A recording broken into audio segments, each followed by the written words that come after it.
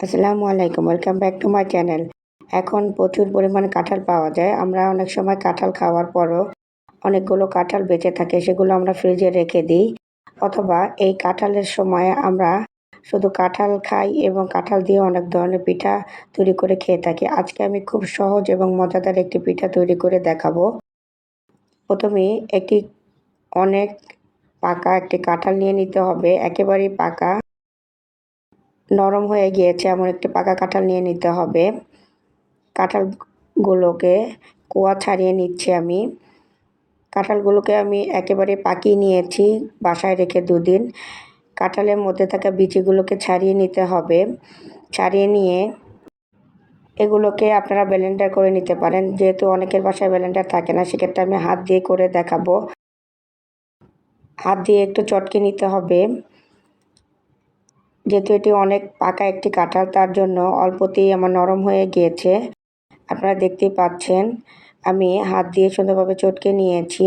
এখন এই কাঁঠালের মধ্যে আঁশ থাকে, সেই আঁশগুলোকে একটি ছাঁকনির মাধ্যমে হাত দিয়ে সুন্দরভাবে ছেঁকে নিতে হবে। এটি একটি প্রচলিত এবং পুরাতন ট্রেডিশনাল পদ্ধতি।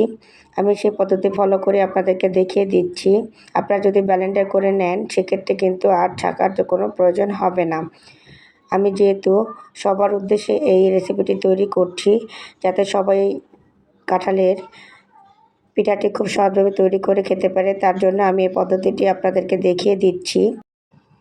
একটি চামচ দিয়ে একটু চেপে চেপে কাঁঠালের মধ্যে থাকা রসটা নিয়ে নিচ্ছি এবং এভাবে যদি ছেঁকে নেওয়া হয়, তাহলে কাঁঠালের মধ্যে থাকা আঁশগুলো উপরে উঠে আসবে। দেখতেই পাচ্ছেন কাঁঠালের মধ্যে থেকে একেবারে মসৃণ একটি রস পেয়ে গিয়েছি। এখন এই রস নিয়ে নিচ্ছি। দেখতে পাচ্ছেন আমি পুরো একটি কাঁঠাল থেকে এই রসটি নিয়ে নিয়েছি। এখন এই রসগুলোকে আমি ফ্রিজে সংরক্ষণ করে রেখে দিতে পারবো। চালের গুঁড়ো নিয়ে নিতে হবে। চালের গুঁড়ো, পিঠা বানানোর যে আমরা চালের গুঁড়ো থাকে, সেই চালের গুঁড়ো নিলেই চলবে। শুকনো বা ভিজা দুটোই নেওয়া যাবে, কোনো সমস্যা নেই। চালের গুঁড়োর সাথে চিনি, লবণ এবং কালার করার জন্য সামান্য একটু হলুদের গুঁড়া ব্যবহার করতে হবে। এই অংশটা আমি দেখাইনি, বয়ান করে নিয়ে নিয়েছি। এখন হাতের সাহায্যে অনেক মোটা মোটা করে প্রায় আধা কেজি পরিমাণ দিয়ে দিয়েছি।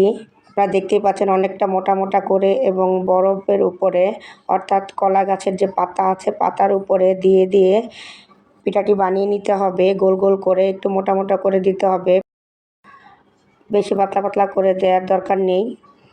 প্রায় আধা কেজি পরিমাণ দিতে হবে এক একটি পিঠার জন্য। আবারও উপরের অংশে একটি কলা গাছের পাতা দিয়ে দিতে হবে। দেখতে হবে কলা গাছের পাতাটি যদি ছিঁড়া থাকে, সেক্ষেত্রে 2টি দিয়ে দিলেই চলবে।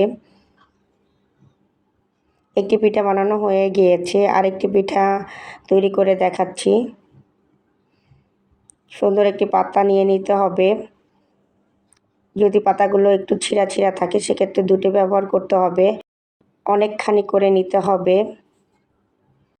আমি আরেকবার বলে দিচ্ছি, এই ডোটি তৈরি করার জন্য কাঁঠাল থেকে যে ঘন রসটি বের করেছি, সেই রস দিয়ে চালের গুঁড়া, চিনি, লবণ এবং পিঠাটির কালার সুন্দর করার জন্য সামান্য একটু হলুদের গুঁড়া বা হলুদ কালারের ফুড কালার ব্যবহার করতে হবে।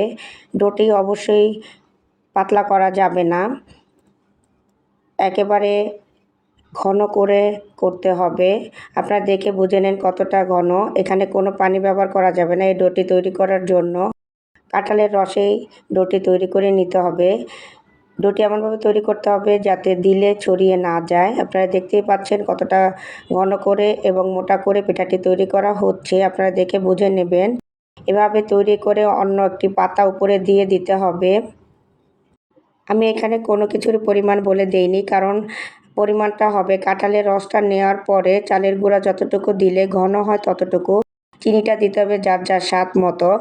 হালকা একটু ফুড কালার দিতে হবে। এখন চুলায় বা গ্যাসের চুলায় প্রথমে 10 মিনিট পিঠাগুলোকে ঢেকে রেখে আরও 15 থেকে 20 মিনিট চুলায় রেখে মিডিয়াম আঁচে ভেজে নিতে হবে। অবশ্যই 2 পাশে কলা পাতার যে পাতাগুলো আছে সেগুলো দিয়ে ভেজে নিতে হবে, এতে করে সুন্দর একটি কালার আসবে। আপনারা দেখতেই পাচ্ছেন পিঠাটি তৈরি হয়ে গিয়েছে। এরই সাথে তৈরি হয়ে গেল খুবই মজাদার এবং ট্রেডিশনাল বাঙালি ঐতিহ্যবাহী একটি কলা পাতায় কাঁঠালের পিঠা। আপনারা বাসায় তৈরি করবেন এবং জানাতে পারেন পিঠাটি কেমন হয়েছে। রেসিপিটি ভালো লাগলে লাইক, কমেন্ট, শেয়ার এবং চ্যানেলটি সাবস্ক্রাইব করবেন। সবাইকে আমার সাথে থাকার জন্য অসংখ্য ধন্যবাদ জানাচ্ছি।